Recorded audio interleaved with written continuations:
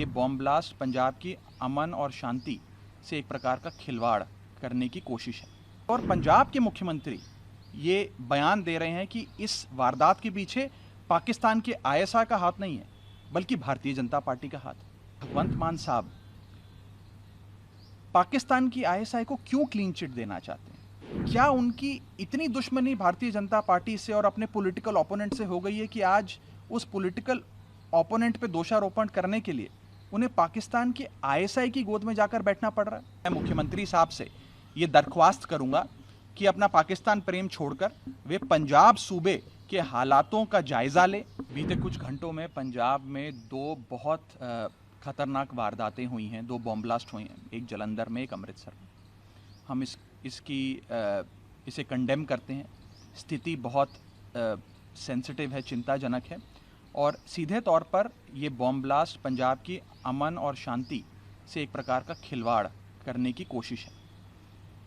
पंजाब के डीजीपी साहब ने मौका वारदात पर जाकर और फॉरेंसिक एक्सपर्ट्स से सारी जांच पड़ताल कर शुरुआती जांच में ये पाया कि इस वारदात के पीछे पाकिस्तान के आईएसआई का हाथ है।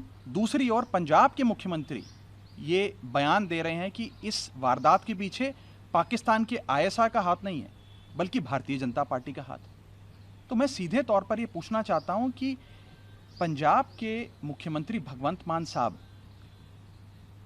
पाकिस्तान की आईएसआई को क्यों क्लीन चिट देना चाहते हैं? और क्या उनकी इतनी दुश्मनी भारतीय जनता पार्टी से और अपने पॉलिटिकल ओपोनेंट से हो गई है कि आज उस पॉलिटिकल ओपोनेंट पे दोषारोपण करने के लिए उन्हें पाकिस्तान की आईएसआई की गोद में जाकर बैठना पड़ रहा है? हम अक्सर देखते हैं कि आईएसआई जब भी किसी वारदात को अंजाम देती है तो उसके बाद उससे किनारा कर लेती है और कहती है ये तो फॉल्स फ्लैग ऑपरेशन है, हमारा कुछ लेना देना नहीं है। आज भगवंत मान साहब सीधे तौर पर आईएसआई का नैरेटिव को आगे बढ़ा रहे हैं। जो बात आईएसआई कहती है वही मान साहब कह रहे हैं। तो ये बहुत खतरनाक है।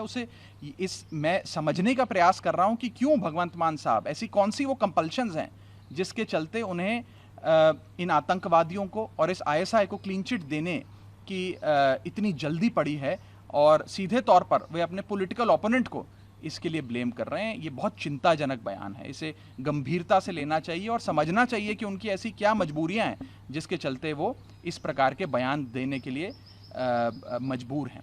दूसरा विषय यह है कि पंजाब एक बहुत सेंसिटिव बॉर्डर स्टेट है। लगभग 550